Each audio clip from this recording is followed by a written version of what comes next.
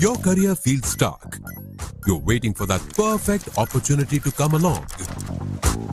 But here is the truth. Opportunity isn't something you wait for. It's something you build.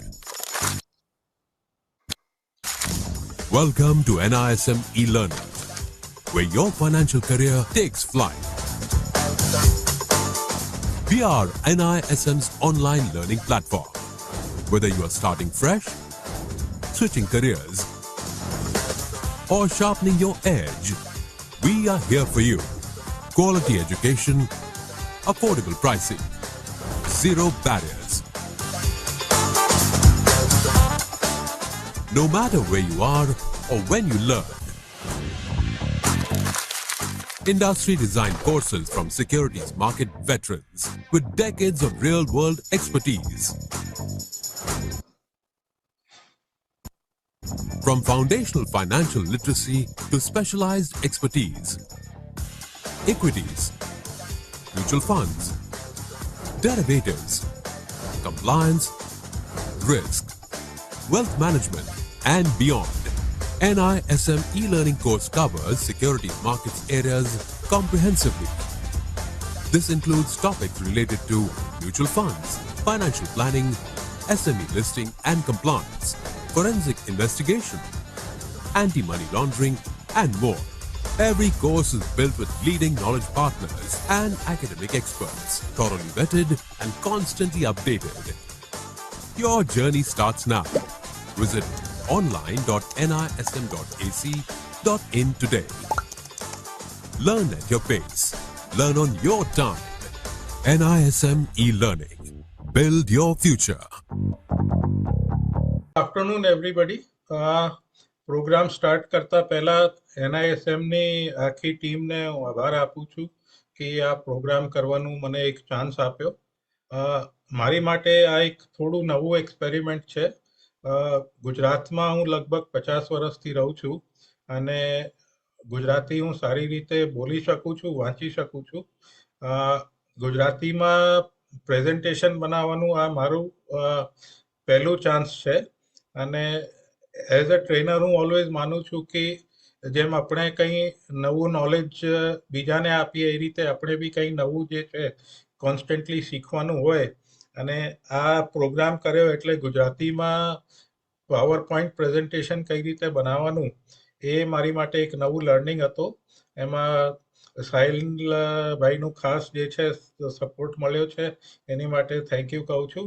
અને again repeat નવું કંઈ શીખવાનું મળ્યો એટલે મારી માટે આ એક નવું એક્સપિરિયન્સ છે. ફર્સ્ટ ટાઈમ હું ગુજરાતીમાં પ્રેઝન્ટેશન કરું છું, પણ નોર્મલી ઇંગ્લિશમાં પીપીટી હોય જ્યારે હું ગુજરાતીમાં પ્રેઝન્ટેશન કરું. બટ ગુજરાતીમાં પ્રેઝન્ટેશન અને પીપીટી બી ગુજરાતીમાં હોય એ મારી માટે ફર્સ્ટ ટાઈમ છે. અને પ્રેઝન્ટેશન બહુ સિમ્પલ રાખ્યું છે. પ્રશ્નો હોય તો તમે ચેટ વિન્ડોમાં ચાલુ પ્રોગ્રામમાં મૂકી શકો છો અને છેલ્લે આપણે ક્વેશ્ચન આન્સર સેશન માટે ટાઈમ રાખ્યો જ છે. અને મારી માટે જે છે ફાઇનાન્શિયલ પ્લાનિંગ અને એ છે ને એક પ્રોફેશન બી છે અને પર્સનલ એક ગોલ બી છે. કારણ કે હું એવું માનું છું કે આપણે ફાઇનાન્શિયલી ઇન્ડિપેન્ડન્ટ થઈએ, ફાઇનાન્શિયલ પ્લાન બનાવીને ફાઇનાન્શિયલી ઇન્ડિપેન્ડન્ટ થઈએ તો જે છે આપણે લાઈફમાં જે આપણે બીજા એક્ટિવિટીઝ કરવા છે એ આપણે કરી શકીએ. તો સૌથી પહેલું વસ્તુ આવે છે કે આપણા લાઈફના જે ગોલ્સ છે એ મેરેજનું હોય, મકાન બનાવવાનું હોય, રિટાયરમેન્ટ હોય, કોઈ વેકેશનનું હોય, કોઈ વસ્તુ ખરીદવી છે, બાઇક ખરીદવી છે. એ જે જીવનના લક્ષ્યો છે, લાઈફ ગોલ્સ જે છે એ કોઈ બી લાઈફ ગોલ જે છે એ પૈસા વગર પૂરું નહીં થાય. એટલે એક રીતે આપણે કહીએ કે જે ફાઇનાન્શિયલ ગોલ્સ અને લાઈફ ગોલ્સ જે છે એ બંને સરખા જ છે. કારણ કે જીવનના લાઈફના જે ગોલ્સ છે એ પૈસા વગર પૂરા નહીં થાય. અને નોર્મલી જ્યારે આપણે ગોલ્સની વાત કરતા હોઈએ છીએ તો વી સે કે તમારે છે ને સ્માર્ટ પ્લાનિંગ કરવાની, સ્માર્ટ ગોલ્સ રાખવાનું. સ્માર્ટનું ફૂલ ફોર્મ શું છે કે goal should be very specific. એટલે શું કરવું છે એકદમ વેલ ડિફાઇન્ડ હોવું જોઈએ કે ફોર એક્ઝામ્પલ મારે નવી બાઇક લેવી છે તો કયા મોડલ લેવાનું છે, ક્યારે લેવાનું છે, અને એ આપણે જે છે ને એની ગણતરી કરી શકીએ કે ભાઈ કેટલા પૈસા લાગશે. બીજું એ છે કે એ અચીવેબલ હોવું જોઈએ. હવે આપણે બહુ લાંબુ ગોલ બનાવીએ અને કહીએ કે બસ આ તો શક્ય જ નથી, એટલે મારું ગોલ છે કે ઇન્ડિયા માટે ક્રિકેટ રમવું, તો પણ એ અચીવેબલ નથી. એટલે રિયલિસ્ટિક ગોલ હોવો જોઈએ. અચીવેબલનો મતલબ એ છે. અને મારું જે લાઈફસ્ટાઈલ છે એને સાથે જે છે રેલેવન્ટ હોવું જોઈએ. અને ટાઈમ જે છે એ વેલ ડિફાઇન્ડ હોવું જોઈએ. ઓપન એન્ડેડ ગોલ જે છે એનું કોઈ મતલબ નથી. તો ટિપિકલી જે છે આ સ્માર્ટ ગોલને છે ને આપણે ડિફાઇન કરવું હોય તો તમારે છે ને 3 પ્રશ્ન આન્સર કરવાનો. પહેલો પ્રશ્ન એ છે કે તમે શું કરવા માંગો છો. બીજું, ક્યારે કરવા માંગો છો, અને એની માટે જે છે કેટલું બજેટ જોઈએ, કેટલા પૈસા ખર્ચ થશે. અને મારું માનવું એવું છે કે જે સક્સેસફુલ ફાઇનાન્શિયલ પ્લાન હોય અને જે પ્લાન સક્સેસ નથી થતું, એની વચમાં જે ડિફરન્સ છે આ 3 પ્રશ્નોનું છે. આપણે આ 3 પ્રશ્નોનું વ્યવસ્થિત આન્સર હોય ને તો કોઈ બી ફાઇનાન્શિયલ પ્લાન જે છે એની સક્સેસની શક્યતા જે છે, એના જે ચાન્સીસ ઓફ સક્સેસ છે એ ઇન્ક્રીઝ થઈ જાય. અને આ 3 પ્રશ્નોનું આન્સર બહુ ક્લિયર નહીં હોય તો જે સક્સેસના ચાન્સીસ છે એ આપણા ઓછા થઈ જાય. અને હું કેમ કહું છું કે એક જ સપોઝિંગ 2 જણ છે, સેમ ગોલ છે કે મારે બાઇક લેવી છે, એકને 2026માં લેવી છે અને બેને 2028માં લેવી છે, અને સેમ કોસ્ટ છે બાઇકનું. અત્યારે સપોઝિંગ 60,000ની બાઇક છે, તો જેને 2026માં લેવી હોય અને 2028માં લેવી હોય, બંનેનું ફાઇનાન્શિયલ પ્લાન જે છે એ અલગ અલગ થશે. 2026 વાળું જે છે 2028ના ફાઇનાન્શિયલ પ્લાનથી નહીં લઈ શકે. એટલે 3 વસ્તુ જે છે કોઈ બી ફાઇનાન્શિયલ ગોલના સક્સેસ માટે જે ડિફાઇન કરવી જરૂરી છે કે આપણે શું કરવું છે, આપણું ગોલ શું છે, ટાઈમલાઈન એને ઇમ્પ્લિમેન્ટેશન માટે, અને બજેટ શું છે, ખર્ચો કેટલું થશે. આ 3 વસ્તુ આપણે ડિફાઇન કરીએ, કોઈ બી ફાઇનાન્શિયલ ગોલ જે છે એને પૂરું થવાની શક્યતા ઇન્ક્રીઝ થઈ જાય, વધારે થઈ જાય. અને આ 3 વસ્તુ ડિફાઇન નહીં કરીએ તો આ ગોલ પૂરું થવાની શક્યતા ઓછી થાય. એક ક્વેશ્ચન ઓલવેઝ આવે છે કે બચત અને નિવેશ, કે બચત અને રોકાણ. તો ડિફરન્સ શું છે બચત અને રોકાણમાં? બચત એટલે આપણે પૈસા જે છે એ આપણી પાસે જે બી ઇન્કમ છે એમાંથી થોડા પૈસા જે છે એ સાઈડમાં બચાવી લીધા, પણ એ પૈસા બચાવવાથી પૂરું કામ નથી થતું. એ પૈસા જે આપણે બચાયા છે એ ટાઈમ સાથે ગ્રો હોવું જોઈએ. અને સેવિંગ અને ઇન્વેસ્ટમેન્ટ, કે બચત અને નિવેશ, કે બચત અને રોકાણનું જે ડિફરન્સ છે કે પૈસાનું ગ્રોથ થાય એટલે આપણે કહીએ છીએ કે ભાઈ આપણે પૈસા જે છે એ ઇન્વેસ્ટ કર્યા છે, અને ગ્રોથ નહીં થાય તો એ પૈસા જે છે એ ખાલી સેવિંગ છે. ખાલી સેવિંગ કરવું જે છે એ પૂરતું નથી. આપણે કોઈ બી ફાઇનાન્શિયલ ગોલ હોય તો ખાલી સેવિંગથી પૂરું નહીં થાય. આપણે જે પૈસા સેવ કર્યા છે, જે બચત કરી છે, એ ટાઈમ સાથે પૈસા ગ્રો હોવો જોઈએ. એટલે આપણે છે ને ટાઈમ સાથે we have to move from saving to investment. સેવિંગથી આપણે ઇન્વેસ્ટમેન્ટ તરફ કે નિવેશ તરફ જ્યારે મૂવ કરીએ ત્યારે જે છે આપણા પૈસા ગ્રો થશે.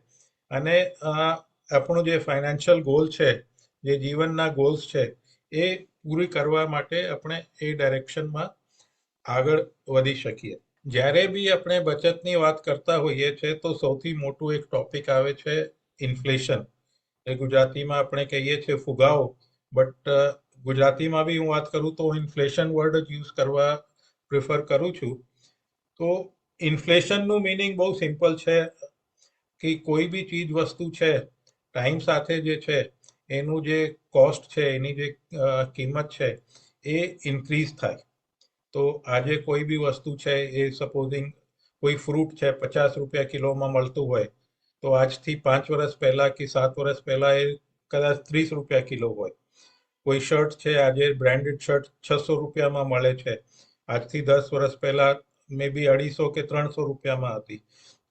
મકાન છે, આજે સારી લોકેલિટીમાં મુંબઈમાં તમે 2 બેડરૂમનું ફ્લેટ લેવા જાઓ તો આજથી 10 વર્ષ પહેલા જે એનું કોસ્ટ હતો એનાથી લગભગ અડધો હશે.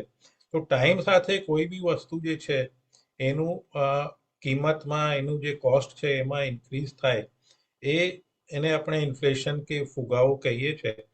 હવે ઇન્ફ્લેશન કેમ ઇમ્પોર્ટન્ટ છે કે આપણે સેવિંગ કર્યા પછી જે છે બચત કર્યા પછી એને ઇન્વેસ્ટ બી કર્યો, નિવેશ કર્યો, રોકાણ કર્યો, પણ આપણે જો રોકાણનું રિટર્ન છે અને જે ઇન્ફ્લેશન છે, જે ફુગાવાનો દર છે, એ વચ્ચે કેટલું ડિફરન્સ છે. આપણે ઓલવેઝ ધ્યાન રાખવાનું કે આપણે નિવેશ જે કરીએ છીએ, જે ઇન્વેસ્ટમેન્ટ કરીએ છીએ એ રીતે કરવાનું કે આપણને જે ઇન્ફ્લેશનનું રેટ છે એના અપ્રોક્સિમેટલી કે એનાથી થોડું વધારે આપણને રિટર્ન મળે તો આપણે કહીએ કે આપણું જે નિવેશ છે એ સક્સેસફુલ છે. અને જો આપણે નિવેશનું રિટર્ન જે છે ઇન્ફ્લેશન કે ફુગાવના દરથી ઓછું હશે તો આપણને એવું થશે કે આપણે છે ને એક ટ્રેડમિલ પર ચાલી રહ્યા છે, ચાલતા જઈએ છે પણ આપણે we are not moving forward, આગળ નથી વધી રહ્યા, એક જ જગ્યા પર ઊભા છે. અને એવું બી બને કે ઇન્ફ્લેશનનું રેટ જે છે, ફુગાવાની દર વધારે હોય અને સેવિંગમાંથી રિટર્ન ઓછું મળતું હોય તો એવું બી લાગે કે આપણે છે ને કદાચ ટાઈમ સાથે પાછળ જઈ રહ્યા છે કે જે ગોલ છે એ નજદીક આવવાની જગ્યા જે છે ટાઈમ સાથે દૂર જતો રહે છે. અને એક ટાઈમ એવું આવેલ આપણને લાગે કે આપણે બચત તો કરી રહ્યા છે, નિવેશ પણ કરી રહ્યા છે, પણ જે ગોલ છે એ દૂર જતો જાય છે અને આપણે હાથમાં નથી આવતું. તો એની માટે જે છે ઇન્ફ્લેશનનું ઓલવેઝ ધ્યાન રાખવાનું કે what is the rate of inflation, અને એ ઇન્ફ્લેશનનું જે રેટ છે એની સામે આપણું જે નિવેશ છે, આપણું જે રોકાણ છે એ આપણને કેટલું પરફોર્મન્સ આપે છે. બીજું, જ્યારે આપણે આવકની વાત કરતા હોઈએ તો નોર્મલી આપણે બે ટર્મ યુઝ કરતા હોઈએ છીએ, એક્ટિવ ઇન્કમ અને પેસિવ ઇન્કમ. એક્ટિવ ઇન્કમ એટલે આપણે સક્રિય રહીને જે પૈસા કમાઈએ છીએ, પગાર મળતી હોય, કોઈ વ્યવસાય કે પ્રોફેશનમાંથી આપણને પૈસા મળતા હોય, એ જે છે આપણી એક્ટિવ ઇન્કમ છે. અને એ જે પૈસા છે આપણે ક્યાં રોકાણ કર્યા એમાંથી જે રિટર્ન આપણને મળે એ આપણે પેસિવ ઇન્કમ કે નિષ્ક્રિય ઇન્કમ મીન્સ આપણે બહુ એક્ટિવિટી કર્યા વગર આપણને આવક આવતી હોય, એમાં પેન્શન છે, ભાડું છે, એફડી કરી હોય કે બોન્ડ લીધા હોય તો એનું જે છે આપણને વ્યાજ આવે, તો ભાડું છે, વ્યાજ છે, પેન્શન છે, એ બધું જે છે આપણી પેસિવ ઇન્કમ છે. એક રીતે આપણે કહીએ કે આપણે જે પૈસા કમાયા છે પ્રોફેશનમાંથી, વ્યવસાયમાંથી કે સેલરીમાંથી, એ પૈસાને આપણે હવે કામ પર લગાવીએ અને એને ઇન્વેસ્ટ કરીએ, એનું રોકાણ કરીએ, અને એ રોકાણ જે છે હવે બીજી ઇન્કમ આપણની માટે જનરેટ કરે. એટલે આખી જે સાયકલ છે ઇન્વેસ્ટમેન્ટની એ છે કે જે આપણી એક્ટિવ ઇન્કમ છે એમાંથી રોકાણ કરીએ અને એ જે રોકાણ આપણે કર્યો છે, જે ઇન્વેસ્ટમેન્ટ કર્યો છે, એમાંથી આપણને સેકન્ડ સોર્સ ઓફ ઇન્કમ, બીજી આવક ચાલુ થાય, એ ઓબ્જેક્ટિવ હોવો જોઈએ, એ લક્ષ્ય હોવું જોઈએ.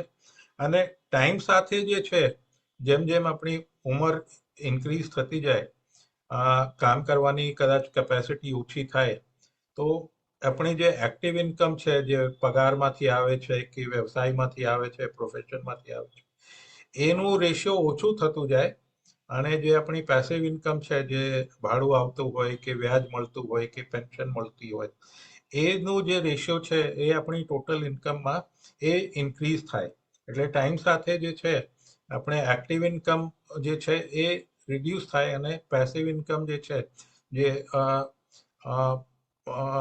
આપણે ઇન્વેસ્ટમેન્ટ જે કર્યો છે એમાંથી જે આપણને આવક આવે છે, જે રોકાણ કર્યો છે એમાંથી જે આવક આવે છે, એ ટાઈમ સાથે જે છે એ પેસિવ ઇન્કમ જે છે એ આપણી ઇન્ક્રીઝ થવી જોઈએ.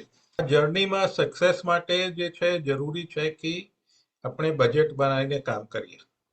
તો બજેટનું એક જે સ્ટેન્ડર્ડ નિયમ છે એ આપણે કહીએ છીએ એને 50-30-20.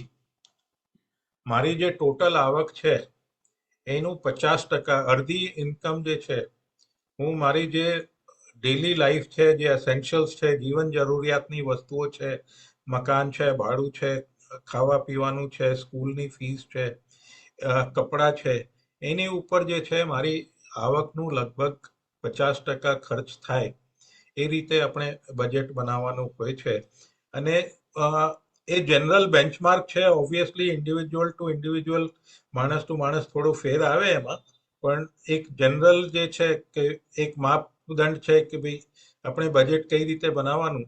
તો એમાં પહેલી વસ્તુ એ છે કે જીવન જરૂરિયાતની જે વસ્તુઓ છે, રેન્ટ છે, ભાડું છે, જમવાનું છે, કપડાં છે, એજ્યુકેશન છે, દવાઈઓ છે, એની માટે આપણી જે ટોટલ આવક છે એનું લગભગ 50% એની માટે આપણે પ્લાન કરવાનું.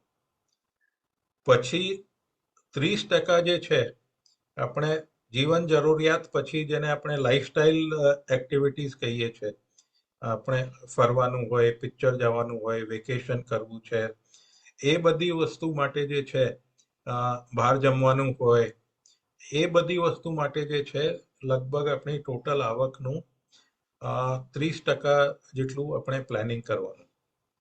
અને 20% જે છે, 20% આપણી ટોટલ ઇન્કમનું, એ આપણે સેવિંગ અને ઇન્વેસ્ટમેન્ટ કે સેવિંગ અને રોકાણ માટે આપણે પ્લાન કરવાનું. રિપીટ કરું છું, 50, 30, 20. 50% જીવન જરૂરિયાતની વસ્તુઓ માટે, 30% આપણે લાઈફસ્ટાઈલ માટે, અને 20% જે છે એ બચત સાથે. અને જેમ જેમ આપણી ઇન્કમ ઇન્ક્રીઝ થાય, આપણે કરિયરમાં આગળ વધીએ, પ્રોફેશનમાં આગળ વધીએ, ઇન્કમ ઇન્ક્રીઝ થાય, તો બી આપણે રેશિયો જે છે લગભગ મેન્ટેન કરવાનું, એમાં બહુ વધારે ફેર નહીં કરવાનું. તો જેમ આપણી ઇન્કમ ઇન્ક્રીઝ થશે, આપણે લાઈફસ્ટાઈલના ખર્ચા ઓટોમેટિકલી, બજેટ વધી જશે એટલે લાઈફસ્ટાઈલ ઓટોમેટિકલી આપણું જે છે એ પહેલા કરતા બેટર થઈ જાય, વધારે સારું થઈ જાય. અને બચત 20% જ રાખી હોય પણ ઇન્કમ વધારે થાય તો બચતનું જે અમાઉન્ટ છે એ પર્સેન્ટેજમાં ભલે 20% રહે, પણ જે અમાઉન્ટ છે એ ટાઈમ સાથે આપણું જે અમાઉન્ટ છે એ ઓટોમેટિકલી ઇન્ક્રીઝ થઈ જશે. એટલે જે એક બેન્ચમાર્ક છે કે ભાઈ ટોટલ આવકનું ડિસ્ટ્રીબ્યુશન કઈ રીતે કરવાનું, એ 50, 30 અને 20. બે ત્રણ વસ્તુનું ધ્યાન રાખવાનું. ઊંચા વ્યાજદર વાળા ક્રેડિટ કાર્ડ કે બીજા કોઈ લોન જે છે એની ઉપર બહુ આપણે ફોકસ નહીં કરવાનું. અને અત્યારે ઘણા લોકો, પર્ટિક્યુલરલી યંગર જનરેશન, કહે છે યોલો, યુ ઓનલી લીવ વન્સ, એટલે બચત ઉપર બહુ ધ્યાન નહીં આપવાનું. આપણે જે પૈસા આવે એ આપણે સ્પેન્ડ કરીને લાઈફનું મજા લઈએ. એ જે છે લોંગ ટર્મ, શોર્ટ ટર્મમાં બહુ મજા આવે, પણ લોંગ ટર્મ ફાઇનાન્શિયલ પ્લાનિંગ માટે એ વસ્તુ સારી નથી. અને જ્યારે એક્ટિવ ઇન્કમ છે ત્યારે આપણે યોલો લાઈફસ્ટાઈલ જઈએ તો કંઈ વાંધો નથી, પણ જેમ જેમ એક્ટિવ ઇન્કમ ઓછી થશે ઉંમર સાથે, અને પેસિવ ઇન્કમ એની રિપ્લેસમેન્ટ માટે નહીં હોય, તો આગળ જઈને આપણને તકલીફ પડશે. એટલે હાઈ લાઈફસ્ટાઈલ કે બચત વગર ખાલી જે છે આપણે લાઈફસ્ટાઈલ ઉપર 30%ની જગ્યા 40%, 50% ખર્ચ કરીએ ને બચત અને સેવિંગ ઉપર ધ્યાન નહીં આપીએ, એ વસ્તુ જે છે જ્યાં સુધી હોય આપણે અવોઇડ કરવાનું. અને એ અવોઇડ કરવાનું જે સૌથી સિમ્પલ વસ્તુ છે, કોઈ બી આપણે ખર્ચ કરીએ ને તો એક પ્રશ્ન પૂછવાનો કે આ જે છે, જે આપણે ખર્ચ કરીએ છીએ, આ જરૂરિયાત છે કે આ મારું ઈચ્છા માટે હું ખર્ચ કરું છું, કે મારી ખુશી માટે હું ખર્ચ કરું છું. ઇંગ્લિશમાં જેને આપણે કહીએ છીએ નીડ્સ વર્સિસ વોન્ટ્સ. તો એ નીડ્સ અને વોન્ટ્સ વાળું જે ખર્ચો છે એ બચતના 20% કર્યા પછી જે વોન્ટ્સ વાળું ખર્ચો છે. અને વોન્ટ્સ જે છે એ દરેક પર્સનનું અને લાઈફસ્ટાઈલ પ્રમાણે જે છે એ અલગ અલગ રીતે ડિફાઇન થાય. આજની ડેટમાં ફોર એક્ઝામ્પલ મોબાઈલ ફોન જે છે એ જરૂરી છે, એટલે મોબાઈલ ફોનને આપણે ગણીએ છીએ નીડ્સની અંદર. બટ બહુ મોંઘું મોબાઈલ ફોન હોય એ જરૂરી નથી. એટલે જે વસ્તુ 20,000 રૂપિયાના મોબાઈલ ફોનથી થાય એની માટે ₹1,00,000નું ફોન લેવાની જરૂર નથી. એટલે કોઈ બી ખર્ચો આપણે કરીએ તો એ ઓલવેઝ પૂછવાનું કે એ જરૂરી ખર્ચો છે કે આ ખર્ચો આપણે અવોઇડ કરી શકીએ છીએ. અમે એક પ્રોગ્રામ NISM માટે રન કરીએ છીએ, financial education for young citizens. એની અંદર અમે કોલેજીસમાં જઈને પ્રોગ્રામ કરીએ છીએ અને એક બેસિક ફાઇનાન્શિયલ અવેરનેસનું પ્રોગ્રામ કરીએ છીએ.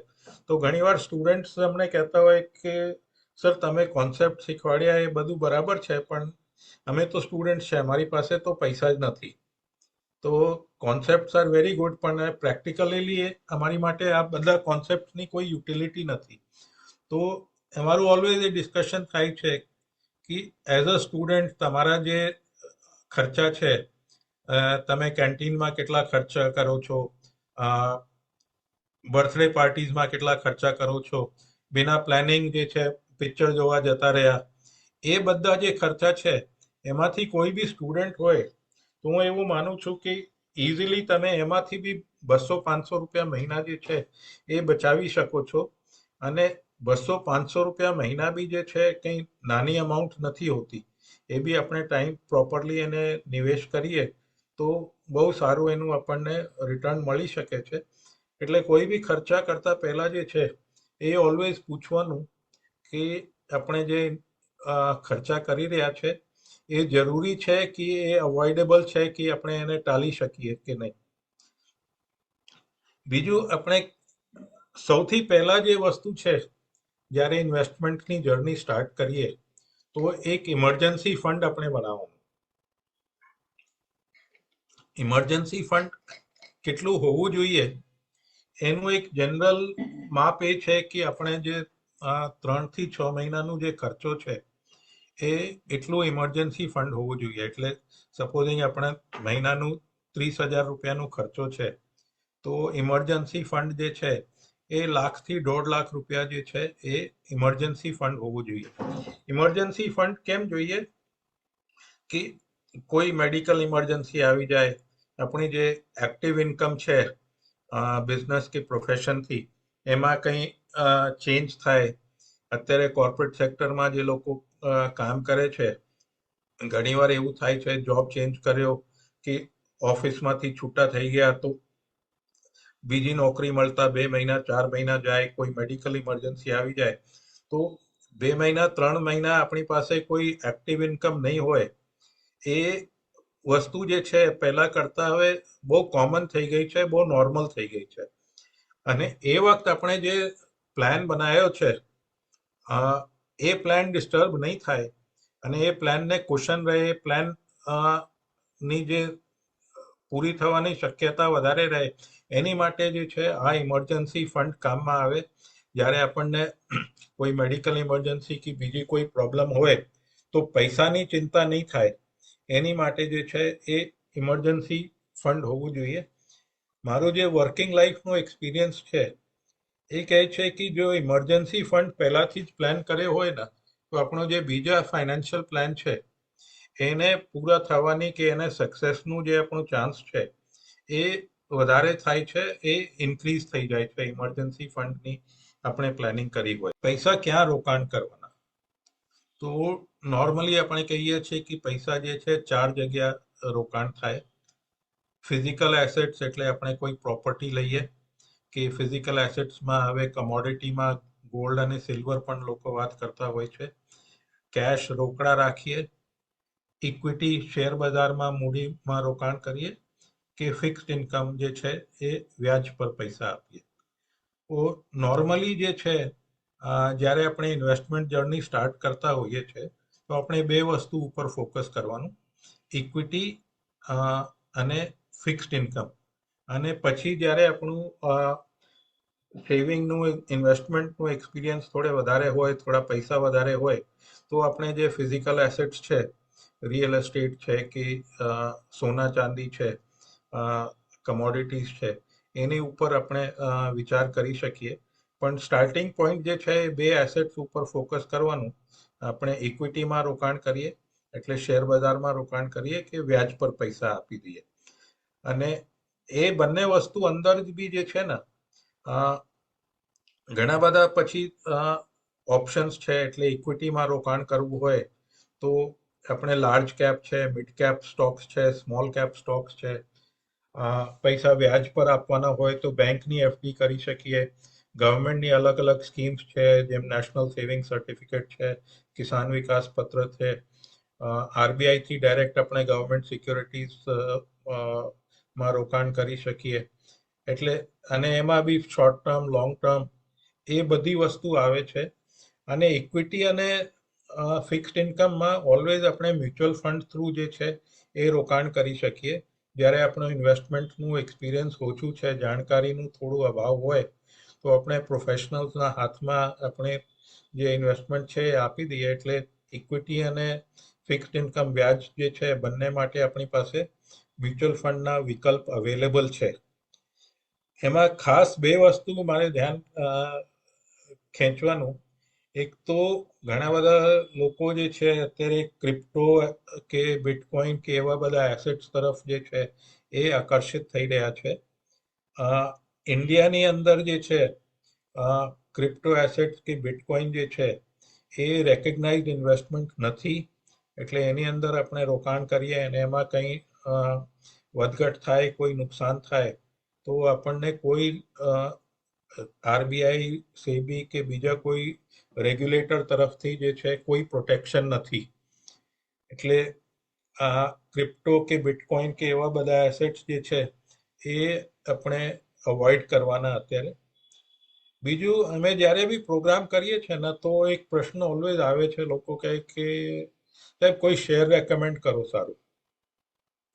તો અમારું કામ જે છે એ શેર રેકમેન્ડ કરવાનું નથી. અને બીજી વસ્તુ એની અંદર કહું કે કયો શેર લેવાનું છે ને, એ લાસ્ટ ક્વેશ્ચન છે. નોર્મલી લોકો એને જ ફર્સ્ટ ક્વેશ્ચન બનાવી દઈએ છે. આપણે પહેલા જે છે ને એની ઉપર ટાઈમ સ્પેન્ડ કરવાનું કે સાહેબ આપણે જે છે આપણી પાસે 100 રૂપિયા હોય તો ઇક્વિટીમાં કેટલું રોકાણ કરવાનું, વ્યાજ પર કેટલા આપવાના, વ્યાજ પર જે પૈસા આપવાના છે એની અંદર long term, short term, government securities, bank fix deposit, એનું રેશિયો ડિસાઈડ કરીએ. ઇક્વિટીમાં શેર બજારમાં રોકાણ કરવું હોય તો મ્યુચ્યુઅલ ફંડ થ્રુ કરવું છે કે ડાયરેક્ટ કરવું છે, લાર્જ કેપનું રેશિયો કેટલું હોવું જોઈએ, મિડ કેપનું રેશિયો કેટલું હોવું જોઈએ, સ્મોલ કેપનું રેશિયો કેટલું હોવું જોઈએ. એ બધા પ્રશ્નો જ્યારે આપણે પાસે આન્સર હોય ને, પછી છેલ્લું ક્વેશ્ચન આવે છે કે કયો સ્ટોક લેવાનો. અને ઘણી વાર મેં જોયું છે કે લોકો કયો સ્ટોક લેવાનું એની ઉપર વધારે ફોકસ કરતા હોઈએ છે, પણ actually that is the last question. અને જે છેલ્લું ક્વેશ્ચન છે એને આપણે પહેલા મૂકી દઈએ છે. એટલે આખું જે ફાઇનાન્શિયલ પ્લાનિંગની જે જર્ની છે એ ખરાબ થઈ જાય છે. પછી સ્ટોક ઉપર જ ફોકસ રહે અને પ્લાનિંગ ઉપર જે છે એ ફોકસ જતો રહે.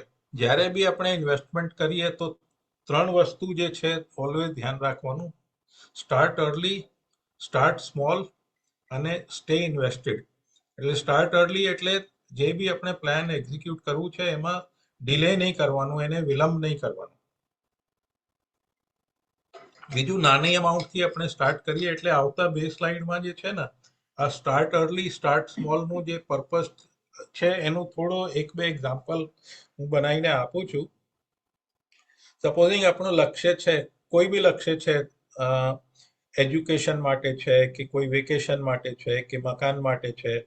હવે 15 લાખ રૂપિયા જોઈએ આજથી 20 વર્ષ પછી. એટલે 2045માં મને જે છે 15 લાખ રૂપિયાની જરૂર પડશે, મારું જે બી ફાઇનાન્શિયલ ગોલ જે મેં બનાવ્યો છે, લાઈફ ગોલ છે એની માટે.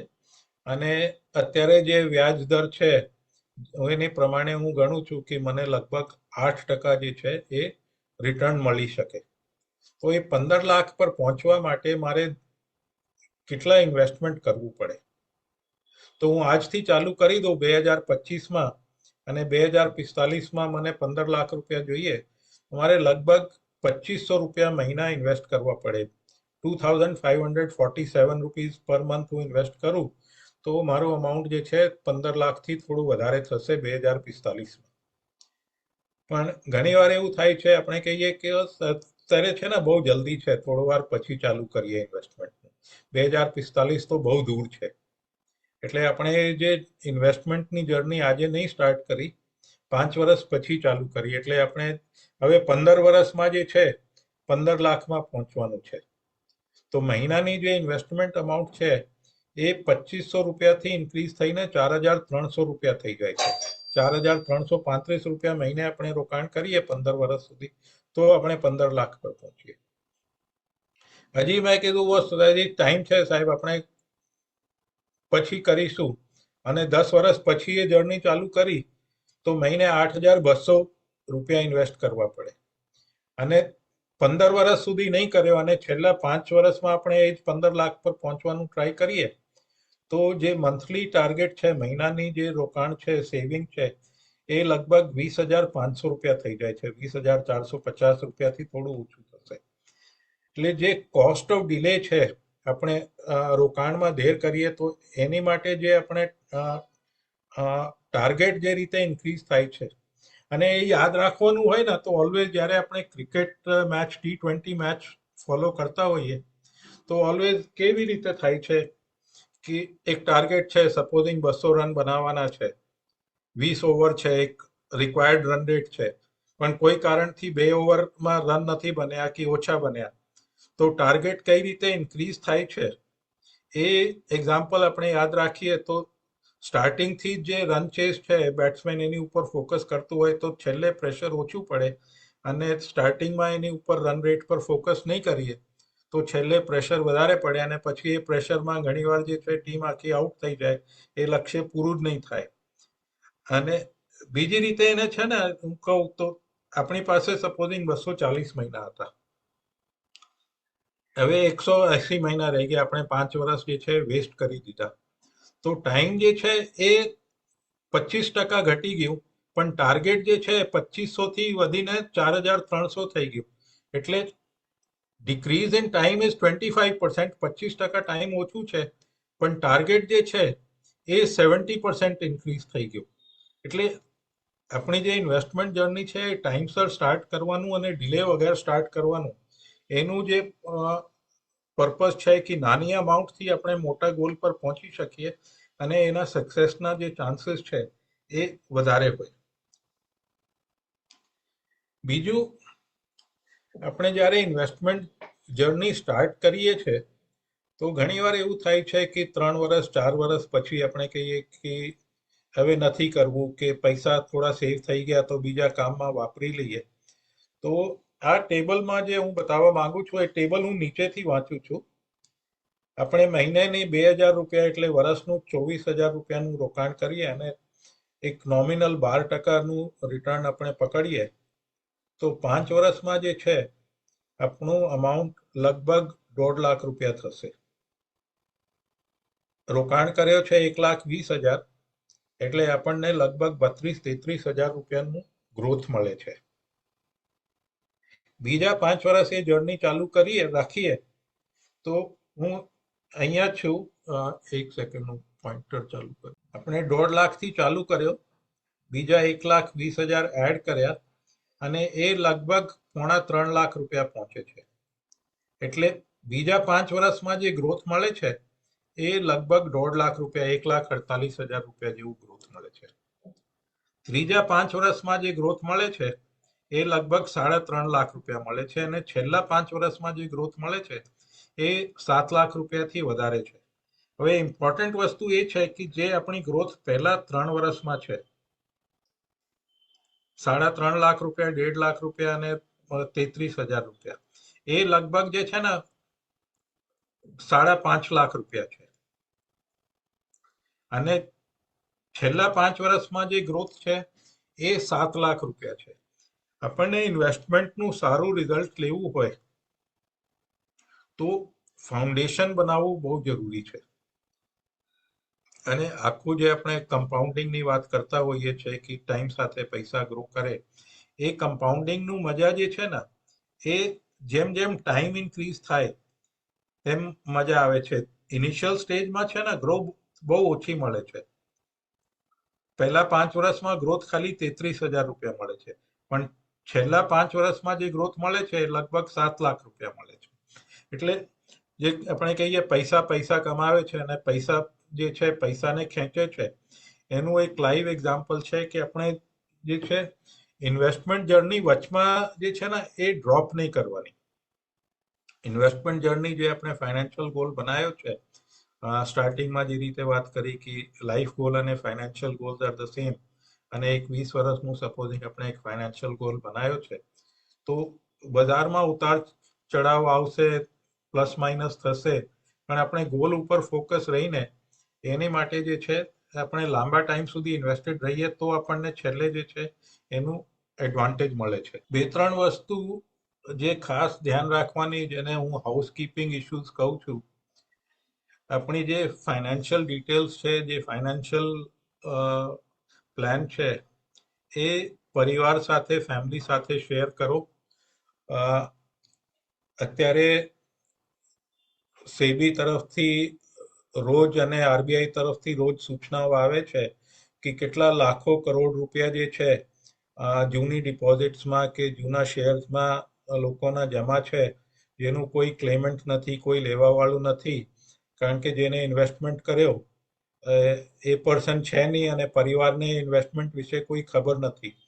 એટલે ઓલવેઝ જે બી આપણી ઇન્વેસ્ટમેન્ટ ડિટેલ્સ છે, જ્યાં આપણે પૈસા રોકાણ કર્યા છે, એ પરિવાર સાથે શેર કરો. જે બી આપણા ડોક્યુમેન્ટ્સ છે, બધાનું રેકોર્ડ રાખો. કોઈ બી ઇન્વેસ્ટમેન્ટ કરીએ તો ફોર્મની ઝેરોક્સ રાખો, સોફ્ટ કોપી કે હાર્ડ કોપી ફાઇલમાં લગાવીને, પણ બધી વિગત ફેમિલી સાથે શેર કરો. દસ્તાવેજની કોપીઓ રાખો.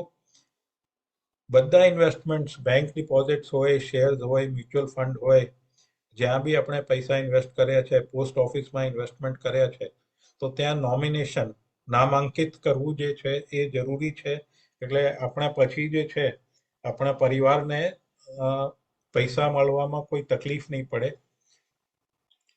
આપની વિલ બનાવવું જરૂરી છે. એટલે પછી આપણે તો લાઈફ ટાઈમમાં સેવિંગ કરી, પછી ફેમિલીને પૈસા વ્યવસ્થિત મળી જાય અને ફેમિલીની અંદર કોઈ ડિસ્પ્યુટ ઊભો નહીં થાય, એની માટે જે છે એ વિલ બનાવવું જે છે એ જરૂરી છે.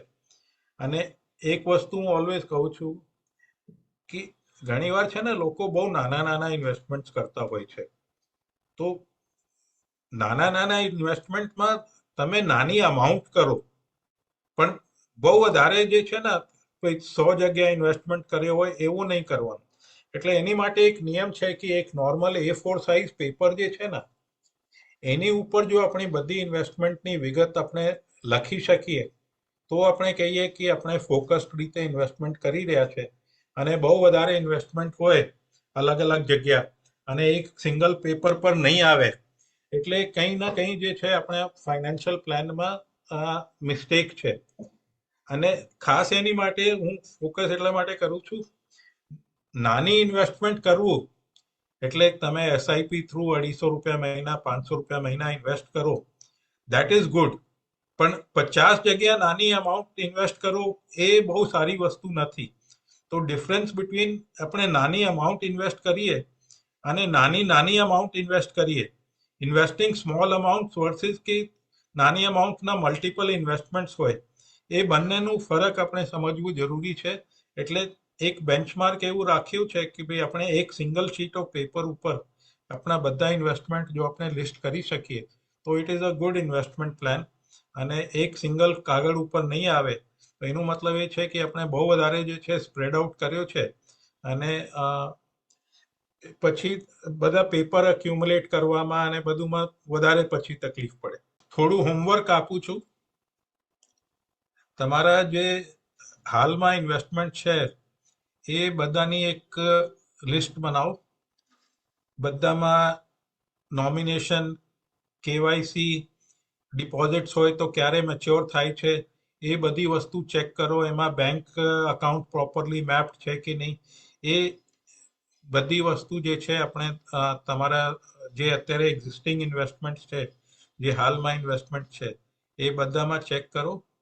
અને પરિવાર સાથે બેસીને ઓછામાં ઓછું એક ફાઇનાન્શિયલ ગોલ, એક સ્માર્ટ ગોલ જે છે આજે તમે ડિસાઈડ કરો. એ તમારું રિટાયરમેન્ટનું હોઈ શકે, મકાનનું હોઈ શકે, કોઈ વેકેશન માટે કોઈ ગોલ હોઈ શકે, પણ આજે એક ફાઇનાન્શિયલ ગોલ સેટ કરો, એક લાઈફનું ગોલ સેટ કરો. અને એનું માટેનો જે ફાઇનાન્શિયલ પ્લાન છે એ તમે બનાવી શકો કે કોઈ એક્સપર્ટની હેલ્પ લઈને બનાવવું હોય, પણ એક ફાઇનાન્શિયલ પ્લાન જે છે આવતા અઠવાડિયામાં 2026 ચાલુ થાય એ પહેલા આપણે એક ફાઇનાન્શિયલ ગોલ બનાવીને અને એની સાથે એક લાઈફ ગોલ અને એની સાથેનું ફાઇનાન્શિયલ પ્લાન, એ આપણે આવતા એક વીકનું જે છે એ હોમવર્ક હું સજેસ્ટ કરું છું. તો પ્લીઝ ટ્રાય કરજો. હું અહીંયા સ્ટોપ કરું છું. આપણે સાહિલ, પ્રશ્નો માટે how much time do we have for questions? Sir, we have 15 minutes. હાજી. અને પ્રશ્નો તમારે હિન્દી, ઇંગ્લિશ, ગુજરાતીમાં જે રીતે કમ્ફર્ટેબલ હોય તમે પૂછી શકશો. You can ask in English और हिंदी ऑल्सो. गुजराती में भी पूछ सकते हैं. પાર્ટિસિપન્ટ લિસ્ટમાં હું જોઉં છું સચિન તેંડુલકર છે કોઈ. Is it the Sachin Tendulkar કે બીજા કોઈ છે સચિન તેંડુલકર? ક્વેશ્ચન્સ, પ્રશ્નો માટે આપણે ફ્લોર ઓપન છે.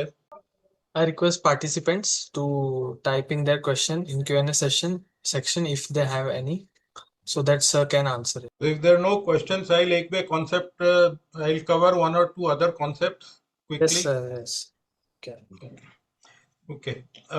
તો આપણે જ્યારે રોકાણ કરતા હોઈએ ને તો એક પ્રશ્ન ઓલવેઝ આવે છે કે મને ઘણીવાર લોકો પૂછે છે, અશ્વિનીભાઈ અમે રોકાણ કર્યા તો અમારા પૈસા કેટલી વારમાં ડબલ થશે? અને આપણે ઇન્ડિયન માઇન્ડસેટ જે છે, આપણી જે વિચારધારા છે એમાં પૈસા ડબલ કેટલી વારમાં થાય છે એક જે છે ને એ ઇન્વેસ્ટમેન્ટમાં બહુ અગત્યનો ક્વેશ્ચન હોય છે. તો એની માટે જે છે ફાઇનાન્સમાં એક આપણે કહીએ છીએ રૂલ ઓફ 72. તો રૂલ ઓફ 72 કેટલા જણને ખબર છે? યસ કે નો પ્લીઝ ચેટ વિન્ડોમાં લખો ને પછી હું આગળ વધું. હાઉ મેની પીપલ નો કે રૂલ ઓફ 72 શું છે? નહીં ખબર હોય તો કંઈ વાંધો નહીં, નો લખો, પણ થોડું યસ કે નો તો આપો મને કે ભાઈ તમને ખબર છે કે નથી ખબર. કોઈ જવાબ નથી. તો રૂલ ઓફ 72 શું છે કે કોઈક મેસેજ આવે છે કે chat is disabled. Sahil, can you check please? Sir, they can type in Q&A section. Okay. If they have any queries, they can type in Q&A Okay. section. It will be તો counted. Rule of 72 શું કહે છે કે તમારું જે વ્યાજ દર હોય કે રેટ ઓફ રિટર્ન છે એને 72 થી ભાગ કરો તો તમને આન્સર મળે કે કેટલા વર્ષમાં કેટલા ટાઈમમાં પૈસા ડબલ થશે. તો સપોઝિંગ કે આપણને રિટર્ન જે છે 8% રિટર્ન મળતું હોય તો 72 ડિવાઇડેડ બાય 8 એટલે આપણા પૈસા જે છે લગભગ 9 વર્ષમાં ડબલ થશે. આપણને 10% રિટર્ન મળતું હોય તો 72 ડિવાઇડેડ બાય 10 એટલે લગભગ 7.25 વર્ષમાં જે છે આપણા પૈસા ડબલ થશે. તો રૂલ ઓફ 72 એક સારું બેન્ચમાર્ક છે જે કહે છે કે આપણા પૈસા જે છે કેટલી વારમાં ડબલ થઈ શકે છે. એક પ્રશ્ન છે ગિરીશ ચૌહાણનું, for beginners large cap mutual fund is okay? Answer is yes. Always આપણી જે ઇન્વેસ્ટમેન્ટ જર્ની છે, અગેન એમાં કોઈ પરફેક્ટ બેન્ચમાર્ક નથી, પણ જનરલી કહેતા હોઈએ કે જે તમારું ઇક્વિટીનું પોર્શન છે એનું લગભગ 60 to 70% જે છે એ લાર્જ કેપ ફંડ્સમાં હોવું જોઈએ અને પછી સ્મોલ કેપ અને મિડ કેપ નું વારો આવે. એટલે બિગિનર્સ માટે definitely large cap mutual fund is a good starting point. ત્યાંથી આપણે જે છે આપણી ઇન્વેસ્ટમેન્ટ જર્ની સ્ટાર્ટ કરી શકીએ છીએ. બીજા પ્રશ્નો? લકી નાથાની તમે લખ્યું છે ચેટ ઇઝ ડિસેબલ્ડ. હવે અહીંયા જ તમે પ્રશ્ન પૂછી લો કે અનમ્યુટ કરીને પૂછી લો તમારે પૂછવું હોય તો. So they can type in Q&A section and it will be visible to all.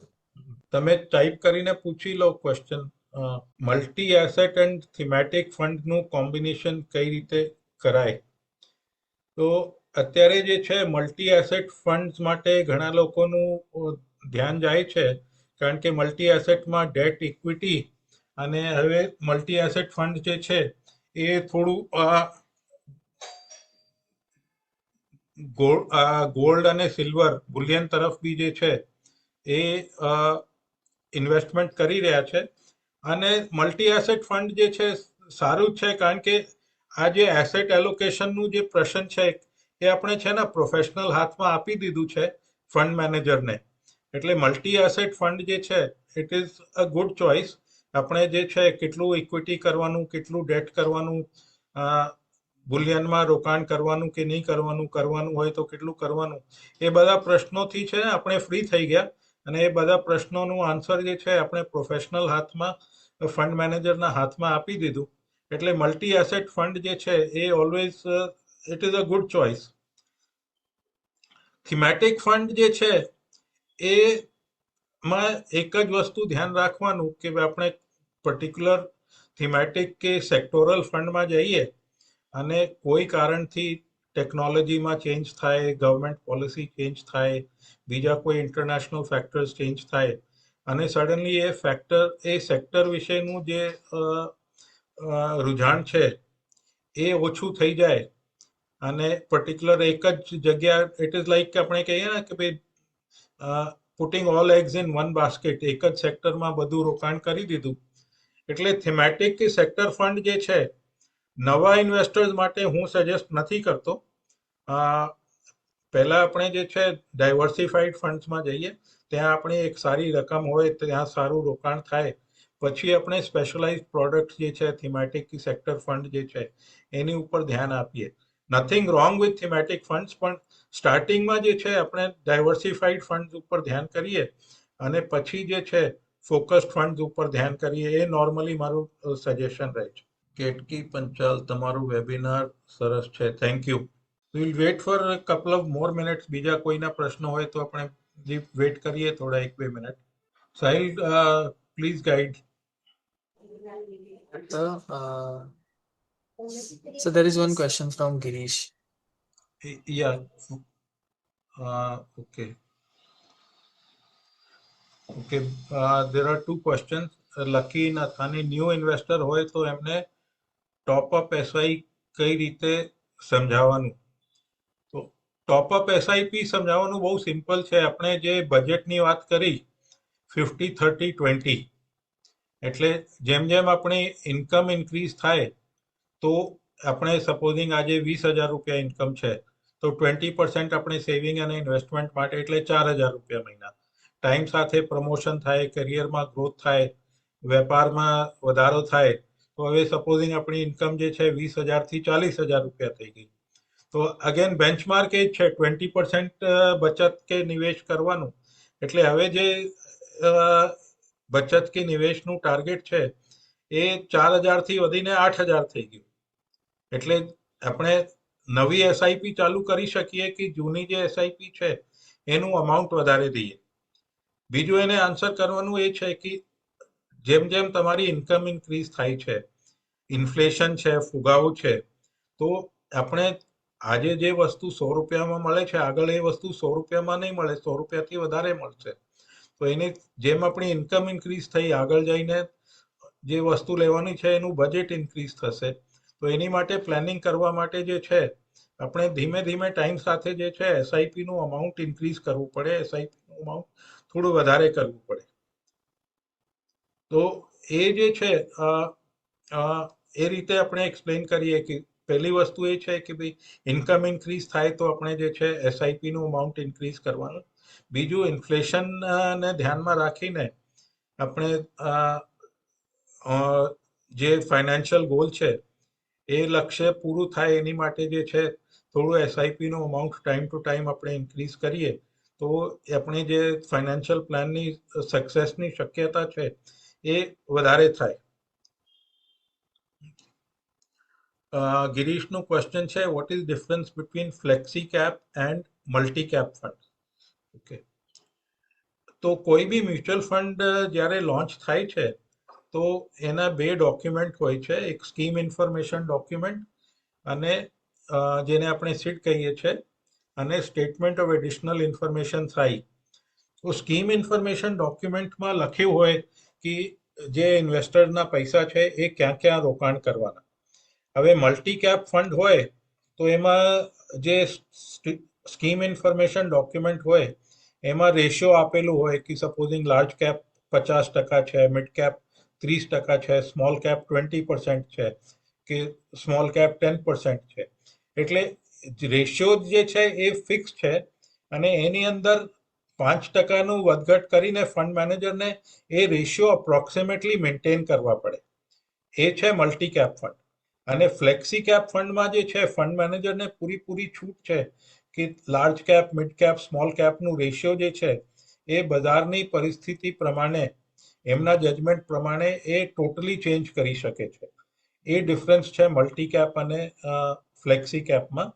Repeat કરું છું, મલ્ટી કેપમાં રેશિયો ફિક્સ છે અને ફંડ મેનેજરને થોડું જે છે એમાં છૂટ છે, થોડું વધઘટ કરી શકે, પણ બહુ મોટું જે છે વેરિએશન નહીં કરી શકે, જે આપણે સ્કીમ ઇન્ફોર્મેશન ડોક્યુમેન્ટમાં રેશિયોઝ આપ્યા છે. અને કેટલું વધઘટ કરી શકે સ્કીમ ઇન્ફોર્મેશન ડોક્યુમેન્ટમાં જ લખ્યું છે. ફ્લેક્સી કેપ મીન્સ ફંડ મેનેજરને પૂરી છૂટ છે લાર્જ કેપ, મિડ કેપની અંદર જે રીતે એને વેરિએશન કરવું હોય એ ફંડ મેનેજરને scheme information document through as an investor આપણે ઓથોરાઇઝ કર્યો છે કે ફંડ મેનેજરના જજમેન્ટ, માર્કેટ કન્ડિશન્સ પ્રમાણે એમને જે લાગતું હોય એ ટોટલી જે છે વેરિએશન કરી શકે large cap, mid cap, small કેપની અંદર. ગિરીશ, તમને આન્સર મળી ગયું કે? 1 મિનિટ બીજું વેટ કરીએ, કોઈ પ્રશ્નો હોય તો. એક બધાને રિક્વેસ્ટ કરું છું, એકવાર જો આપણા કેમેરા ચાલુ કરી શકો તો I would like to C બધાના ફેસ હું જોઈ લઉં તો થોડું વધારે મજા આવશે. કોઈને વાંધો નહીં હોય તો પ્લીઝ બધા કેમેરા આપણા ચાલુ કરી દો 1 મિનિટ માટે. So there is one more question from Lucky. Let me C.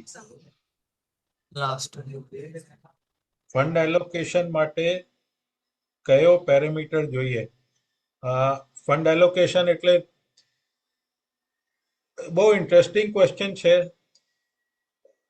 Fund allocation એટલે હું એવું માનું છું કે તમે ઇક્વિટી અને ડેટની વચનું જે છે કેટલું એલોકેશન હોવું જોઈએ, બરાબર છે? તો એનું આન્સર છે ને હું 2 ભાગમાં આપું છું.